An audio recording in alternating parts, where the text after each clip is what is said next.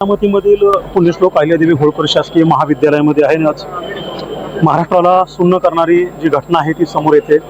राज्याचे उपमुख्यमंत्री अजित पवार आज बारामतीच्या दौऱ्यावरती होते. बारामती तालुक्यातील जिल्हा परिषद पंचायत समितीच्या निवडणुकांच्या पार्श्वभूमीवर अजित पवार आज तालुक्यामध्ये प्रचार सभा घेणार होते आणि त्यासाठी ते मुंबईवरून सकाळी विमानाने निघाले होते. त्यांच्यासोबत एकूण 5 व्यक्ती होत्या. मात्र बारामती विमानतळावरती त्यांचं विमान पोहोचण्यापूर्वीच त्या विमानाला अपघात झाला आणि खूप मोठा आगीचा भडका उडाला. अक्षरशः विमान जे आहे ते जळून खाक झालंय आणि त्यामध्ये या 5 व्यक्ती पूर्णपणे गंभीर जखमी झाल्या होत्या. आता या दुर्घटनेमध्ये अजित पवार यांच्या निधनाचं वृत्त जे आहे ते आपल्यापर्यंत पोहोचतंय. अधिकृत जरी तशी घोषणा करण्यात आलेली नसली तरी मात्र या 5ही लोकांचा यामध्ये मृत्यू झालाय अशी माहिती जी आहे ती आता आपल्यापर्यंत येते. तसं पीटीआयने देखील वृत्त दिलेलं आहे. एकंदरीत कार्यकर्त्यांसाठी महाराष्ट्रासाठी अतिशय ही धक्कादायक बातमी आहे. आपण बघतोय की मी सध्या बारामती शहरातील शासकीय महाविद्यालयामध्ये आहे आणि ही हजारोंची कार्यकर्त्यांची गर्दी जी आहे ती या ठिकाणी जमलेली आहे. अनेक जण येत आहेत. अनेकांना त्यांचं भावना ज्या आहेत ते त्यांना दाबून ठेवलेले आहेत. कारण परिस्थिती तशी आहे. प्रत्येकाने प्रेम करावा असा नेता आज आपल्यासाठी येत होता आणि मात्र कधी वाटलं नव्हतं कार्यकर्त्यांना अचानक अजित पवारांच्या बाबतीत असं काही घडू शकतं. महाराष्ट्राला दिशा देणारा, महाराष्ट्राच्या राजकारणावर प्रशासनावर उत्तम पकड असणारा हा नेता म्हणून महाराष्ट्रात ओळखला जात होता. मात्र काही वेळापूर्वी जी दुर्घटना घडली आहे त्याच्यामध्ये ही 5ही लोक जे आहेत त्यांचं निधन झाल्याचं वृत्त जे आहे ते आपल्यापर्यंत पोहोचतं. अधिकृत याबाबत अद्याप प्रशासनाकडून तसं सांगण्यात आलेलं नाही आहे किंवा घोषणा करण्यात आलेली नाही. मात्र हे जे कार्यकर्ते आहेत ते या ठिकाणी आता जमलेले आहेत. रोहित पवार देखील या ठिकाणी दाखल झालेत. कृषी मंत्री दत्तात्रय भरणे, आमदार राहुल कुल, त्याचबरोबर योगेंद्र पवार आणि इतर काही मंडळी. आणि आपल्यासोबत जोडले गेले काउन्सिल ऑफ इंडियन एव्हिएशनचे अध्यक्ष नितीन जाधव. नितीन सर, या विमानाचा जो मेक होता त्याबद्दल, कारण या विमानाने बरंच उड्डाण यापूर्वी केलेलं होतं अनेक तासांचं, मग काय अशी तांत्रिक गोष्ट शेवटच्या क्षणी झालेली असू शकते? सर्वप्रथम मी दादांच्या प्रती दुःख व्यक्त करतो, श्रद्धांजली अर्पण करतो काउन्सिल ऑफ इंडियन एव्हिएशन तर्फे. कारण का दादांनी आता 7 महिन्यापूर्वी ह्याच बारामती करता आम्हाला मदत केली होती. तिथे रेडबर्ड म्हणून ट्रेनिंग स्कूल आहे, त्याच ट्रेनिंग स्कूलमध्ये त्यांचा हे संपली होती आणि त्यांना उड्डाणाची परमिशन दिल्या जात नव्हती. त्यावेळेस दादांनी स्वतःहून एक 15-20 दिवस, महिनाभर प्रयत्न करून सगळं तिथे मदत केलेली आहे. आता तुम्हाला दुःखद घटना म्हणजे ही फार मोठं एक समस्या झाली आणि हा गोंधळ निर्माण करणारा अपघात आहे असं माझं म्हणणं आहे. की त्या व्यक्तीने 9-9:30च्या, आता तुम्ही कल्पना असेल की गावी राहणारे आता सगळे ऐकत असतील की एक सकाळची चादर धुक्याची एक असते, सकाळी सकाळी त्या शेतावर अशी एक चादर पसरलेली असते धुक्याची. आणि एक धुकं असतं जे नॉर्थ इंडियाला असतं ते वरपासून ते खालपर्यंत असतं. 2000, 4000, 5 फूट, 1000 फूट वेगळं असतं धुकं ते, आणि हे एक वेगळं धुकं असतं. तर ही कल्पना नंतरच इन्व्हेस्टिगेशन नंतर येईल. पण माझं असं मत आहे की ज्यांनी त्यावेळेस प्रयत्न केला, एक उतरायचा प्रयत्न केला, सकाळी 9-9:15च्या दरम्यान आहे. माझ्याकडे करेक्ट टाइम येतोच, कारण तिकडे एटीसी बंद झालेले आहेत, त्यांचे सगळे नॉट रिचेबल झालेले आहेत. तर उतरताना त्यांना जाणवलं की मी ओव्हरशूट होतो. म्हणजे जेव्हा रनवेवर एक आपण पाहिलं असेल झेब्रा क्रॉसिंग सारखं असतं तर थ्रीशॉल्ड म्हणतात, थ्रीशॉल्ड नंतर मग तिथे त्याला टचडाऊन करायचं असतं, तर तो ओव्हरशूट होत होता. तर ओव्हरशूट झाल्यामुळे काय होतं की पुढे जाऊन ते धडकण्याचा संभव असतो. तर त्यांनी परत गो राऊंड केली की मी परत रिटर्न येतो. आणि ज्या वेळेस रिटर्न मध्ये येताना असेल की मला दुःखाने सांगू शकतो मी इथे पायलट कॅप्टन होते, एक मुलगी पण आहे तिथे को पायलट, नाव माझ्याकडे आलेलं नाहीये पण सांगतो. तेव्हा तो एक्स्ट्रीम जेव्हा रनवेवर जेव्हा त्याला उतरायचं असतं त्यांनी एक सेंटर पकडून पकडायचं असतं. तर ह्या इथे त्याला आम्ही आयलेस सिस्टम म्हणतो, इन्स्ट्रुमेंटल लँडिंग सिस्टम, ती ह्या एअरपोर्टला नाहीये. हा छोटा एअरपोर्ट आहे आणि रनवे ठीक आहे, मोठा आहे, व्यवस्थित आहे, छोटं प्लेन व्यवस्थित लँड होऊ शकतं. पण त्यांनी सेंटर पॉइंट न पकडता पहिल्या डोक्यामध्ये त्याचे हे होतं की आपण ओव्हरशूट झालेलो आहे, तर अगोदर आपण थोडंसं लँड करूया. पण त्यांनी लँड करायच्या वेळेला तो लेफ्ट साईडला गेलेला आहे. तो लेफ्ट साईडला का गेला, त्यांनी सेंटरच पकडलेली नाहीये. तर इथे काय घडलंय हे नंतरच कळेल. पण ओव्हरशूट न होता बिफोर लँडिंग झालेला प्रकार आहे. आणि बिफोर लँडिंग करता या ठिकाणी प्लेन क्रॅशची घटना घडलेली आहे.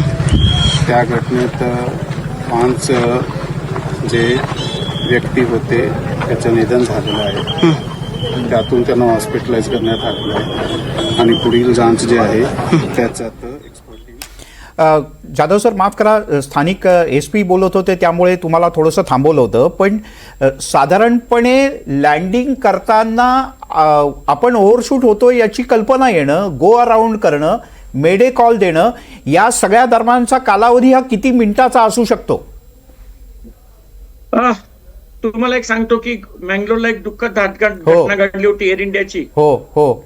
दॅट इज कॉल्ड ओव्हरशूट असताना को पायलट तिथे बोललेला तिथे की तो फॉरेनर पायलट त्यांनी ठेवलेला, तेव्हा तो बोलला होता त्याला की बाबा तिथे रनवे टेबल टॉप आहे, टेबल टॉप डायरेक्ट दरी आहे, हो. तर तुम्ही आपण गो राऊंड घेऊया.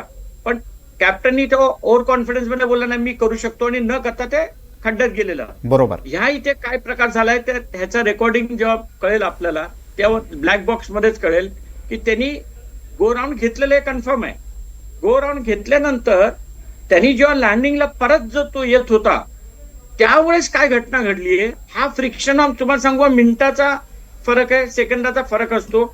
शूट झाल्यानंतर प्रति आवर जे स्पीड असतो त्याचा 150-200 किलोमीटर पर आवर किंवा 100 किलोमीटर पर आवर त्याचा स्पीड काय होता गुणिले तुमचे मिनिटं असतात.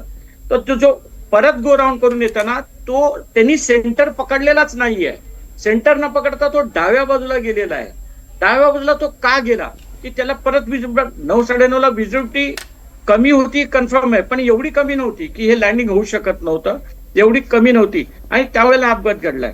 आणि असाच अपघात तुम्हाला कल्पना असेल की 14 सप्टेंबर 2023ला पण आपल्या इथे मुंबई एअरपोर्टवर ह्याच कंपनीचं VSR एव्हिएशनच विमान जेव्हा उतरत असताना एक जोरदार हवेचा धोका आलेला, त्यावेळेस ते पाऊस वगैरे पडताच्या वादळी हवा होती, त्यामुळे ते स्किड झालेलं. पण सुदैवाने त्यातले 6 पॅसेंजर्स आणि क्रू वाचलेला आहे. मग ह्या इथे एकच घडला, त्यांनी रनवेवर टच केलं असतं तर हा अपघात झाला असतं. बरोबर आहे. नितीन सर, 2 प्रश्न आहेत तुमच्याकरता, पण आपण एकीकडे ही दृश्य दाखवूया आपल्या प्रेक्षकांच्या करता. बारामतीच्या मेडिकल कॉलेजच्या बाहेरची ही दृश्य आहेत. हजारोंच्या संख्येनं नागरिक अजितदादांच्या संदर्भातली बातमी जाणून घ्यायला, त्यांचं अंत्यदर्शन घेण्यासाठी इथे आलेले आहेत. अत्यंत दुःखद अशा प्रकारचा हे सगळे क्षण आहेत बारामतीकरांसाठी आणि महाराष्ट्रासाठी. प्रामुख्यानं बारामतीकरांसाठी तर त्यांच्या हृदयाच्या अत्यंत जवळचा असलेला माणूस, त्यांच्याकरता वडीलधारा असलेला माणूस, त्यांच्याकरता सातत्यानं दिवसरात्र झटणारा माणूस. प्रज्ञाने सांगितलं तसं एक छोटीशी चिठ्ठी जरी गेली तरी त्या चिठ्ठीची योग्य दखल घेऊन त्याच्याकरता काय करता येईल हा पाहणारा असा माणूस आज आपल्यात नाही. या कल्पनेनं सुद्धा बारामतीकर हळहळलेले आहेत, शोकसागरात बुडालेले आहेत. नितीन सर, मला तुम्हाला प्रश्न असा विचारायचा आहे की यात पायलटचा अनुभव नेमका कशा पद्धतीनं कामाला येतो? जे पायलट आता या विमानाचे होते त्यांचा किती काळाचा अनुभव होता, त्याबद्दल काही सांगू शकाल का? सर, मी त्यांचा आता पर्सनल रेकॉर्ड अजूनपर्यंत आलेला नाहीये, माझा काढायचा प्रयत्न आहे आणि 100% मी तुम्हाला अपडेट देत राहीन. ह्या इथे एकच मुद्दा मी तुम्हाला सांगतोय की मी आरोप करत नाहीये कोणावर पायलट की कोणीही व्यक्ती स्वतःहून सुसाईड करत नसतो. ही सर्व पूर्ण मुख्य नॅव्हिगेशन मध्ये वेगवेगळे प्रकार घडत असतात. जसं एकाच वेळेला अहमदाबादला दोन्ही इंजिन बंद झाल्यामुळे पायलटनी मेडे शब्द केलेला आहे. ते प्रकरण अजून संपलेलं नाहीये, गेल्या वर्षी नुकतंच उदाहरण. आणि ह्या इथे छोटे मोठे बारामती एअरपोर्टला अपघात झालेले आहेत, कारण ट्रेनिंग स्कूल आहे तिथे, कारवान पण आहे आणि रेडबर्ड पण आहेत. आणि इथे बारामतीला कमीत कमी 100 डिपार्चर अराइवल टाईप म्हणतात तुम्ही जसं ना, तसे टचडाऊन दिवसाला ट्रेनिंग मुलं करतात, पण अपघात झालेला नाही. हा प्रथमच कोणाचा अपघात झालेला आहे आणि दुर्दैवाने दादांचा त्यात मृत्यू झालेला आहे. हे असं म्हणू शकतो ही फार मोठी गोष्ट आहे, ही छोटी गोष्ट नाहीये. आपण इथे हा आहे की त्यांनी रनवेवर उतरवलं असतं तर हा प्रकार घडला नसता, पण उतरवायच्या अगोदरच त्यांनी ते झडलेलं आहे. आणि ती मानसिकता त्यांची जी असू शकते तीच मी तुम्हाला कल्पना करतो की ओव्हरशूट झाल्यामुळे बिफोर त्यांनी लँडचा प्रयत्न केलेला आहे, पण तो लँड झालेला नाही, न होता तो खडकलेला आहे.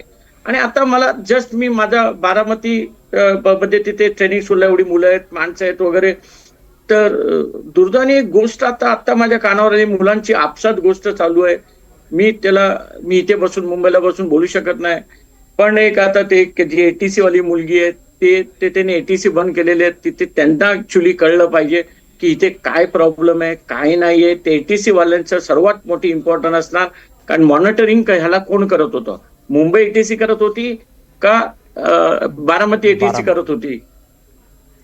बरोबर. त्यांच्या ह्याच्याप्रमाणे त्याला मग गाईड का ना केलं गेलं, त्याला गाईड का ना केलं की तू चुकतोयस, हे गाईड फार इम्पॉर्टंट होतं.